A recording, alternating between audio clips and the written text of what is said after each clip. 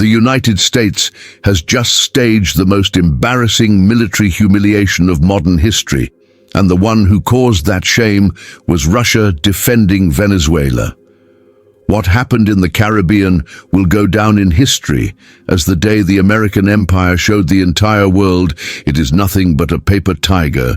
Folks, get ready for one of the most shocking stories I've ever told on this channel. While Trump tried to intimidate Venezuela with a show of military force, Russia showed up and turned the entire American operation into an international joke. And when I say joke, I mean it literally. Russian analysts are laughing on television at the American ships. Picture the scene.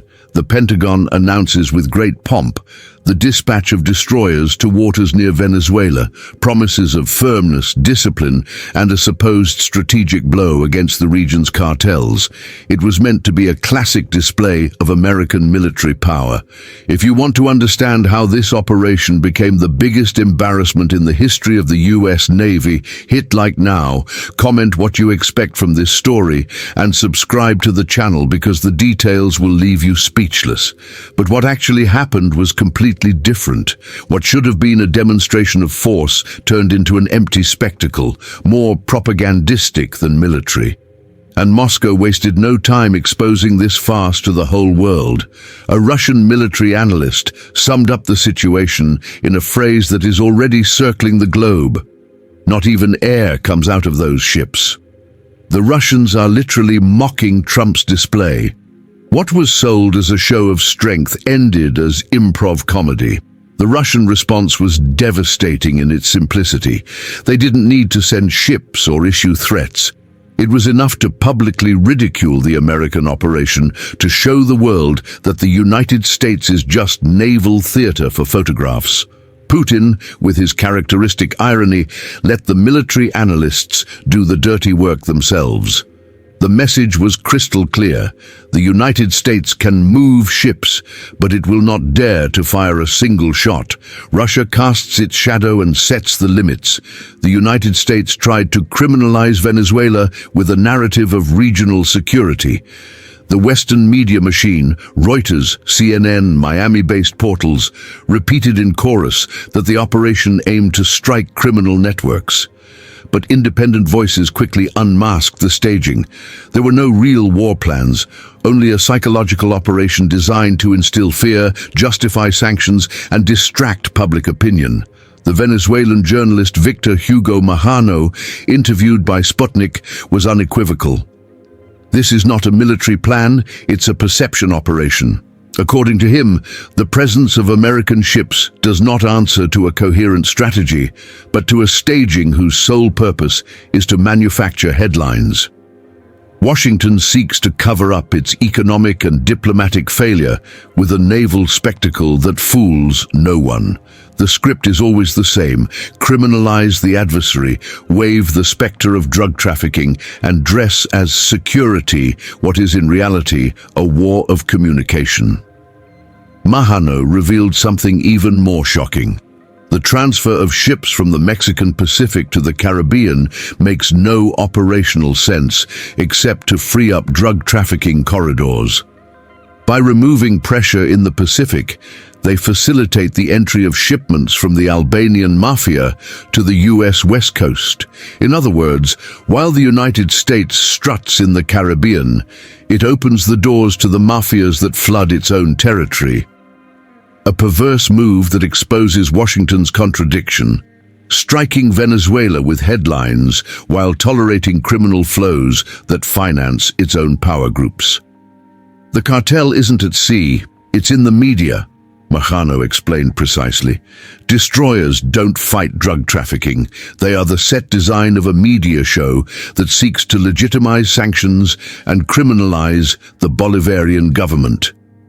From Moscow, the echo was immediate. Russian outlets branded the American deployment as propagandistic makeup, a theater of empty noise. The Russian message was clear: you can move ships, but we know you're not going to do anything with them. In Caracas, the response was brilliant. While the headlines inflated the American naval operation, Nicolas Maduro called a national enlistment of the Bolivarian militia. On August 23rd and 24th, thousands of Venezuelans answered the call. The watchword was unequivocal: cohesion, comprehensive defense, and civil-military unity. This homeland is impregnable. Whoever touches Venezuela touches us all, Maduro declared in parliament, adding firmly, "It is a time for courage to speak with a single voice, the voice of the homeland." What for Washington was propaganda, for Caracas turned into an opportunity to strengthen internal organization. The armed forces, the police, the militia, civil protection, and the firefighters were coordinated in the same national defense plan. The American deployment does not occur in a vacuum. Venezuela is not alone. Behind it is the geopolitical weight of the BRICS. Russia and China back Caracas with intelligence, military cooperation, and economic support. Brazil, India, and South Africa complete a bloc that, far from being intimidated, watches as Washington wears itself out in media stagings. The BRICS understand that Venezuela is a vital energy corridor and a symbol of resistance to American unilateralism. Venezuela's oil, gas, and strategic minerals are pieces on a board in dispute. And the decision of the BRICS is clear: protect Caracas, strengthen its defensive capacity, and turn it into a support point against Western pressure. In this context, each of Trump's moves becomes clumsy and predictable. Every ship sent to the Caribbean is perceived as a sign of weakness, not strength. Because if the price of crossing the red line is too high, Washington limits itself to posing for the cameras. If you're impressed by this geopolitical twist, leave a like, share your impressions in the comments, and subscribe to the channel for more explosive analyses like this. Majano's interview also revealed an uncomfortable truth. The Caribbean is a strategic knot of drug trafficking and covert operations. From Colombia's Catatumbo to Haiti, the Bahamas, and Florida, a criminal corridor flows that trades drugs for weapons. Venezuela detected significant arms shipments that entered through parcel companies linked to abroad. Haiti, turned into a laboratory of chaos, contributes militias, drones, and mercenaries. Trinidad and Jamaica add themselves as supply nodes. And all of this occurs under the complacent gaze of powers that claim to fight crime, but in reality manage it. What Washington tries to conceal is that there is no real will to cut these routes. If they truly wanted to combat drug trafficking, they would maintain operations in the Pacific, where they obtained concrete results. Instead, they chose the Caribbean, where what is at stake is not drug trafficking, but political control. The farce becomes even more evident when we analyze the results. The American ships have been there for weeks. Did they fire any shots, intercept any significant shipment, arrest any relevant trafficker? Nothing. Zero concrete results, because that was not the real intention. It was only to create a media show to justify sanctions and try to intimidate a government that refuses to submit to American dominion. American failure in Venezuela is evident to any impartial observer. Their ships will not fire. Their naval operation dissolves into headlines, and their attempt at intimidation only reinforces Venezuelan internal cohesion. Putin laughs because he knows that US force no longer commands respect, but rather scorn. Trump's destroyers have become the scenery of a media theater, incapable of altering the real balance of power. The BRICS and Venezuela move forward together, building a bloc capable of challenging American hegemony. Moscow draws the red lines, Caracas offers the resistance, and the result is an insurmountable wall in the face of Western propaganda. The situation exposes an embarrassing reality for Washington. For the first time in decades, the United States has encountered a limit it cannot cross. and that limit was not imposed by a rival superpower, but by a small country backed by the BRICS. Venezuela has become a symbol that it is possible to resist the American empire. And that image is spreading around the world, inspiring other countries that suffer from Washington's pressure. The Caribbean, which for decades was considered an American lake, has now become a geopolitical battlefield where the United States no longer holds absolute dominance. Other powerful actors have entered the scene and completely changed the rules of the game. Russian mockery is not just provocation. It is a clear demonstration that the world has changed. The United States can no longer act unilaterally without consequences. There will always be someone willing to challenge its decisions. For countries that have lived for decades under American hegemony, seeing the United States publicly ridiculed for its own actions is liberating. It shows that the empire has feet of clay and can be confronted.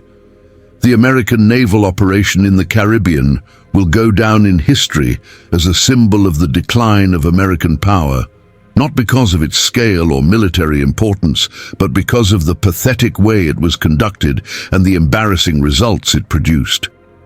Trump wanted to show strength and ended up exposing weakness. He wanted to intimidate enemies and ended up inspiring their allies. He wanted to demonstrate leadership and ended up becoming the butt of an international joke. The voice of the Venezuelan homeland resounds not only in Caracas, but throughout Latin America and beyond. Other countries are watching closely and drawing their own conclusions about what is possible when you have the right allies. There is no military war taking place in the Caribbean, but a psychological one, and in that arena, the American empire is left naked, exposed as a charlatan who manufactures fear to conceal its growing defeats. The Caribbean is no longer a stage for American adventures.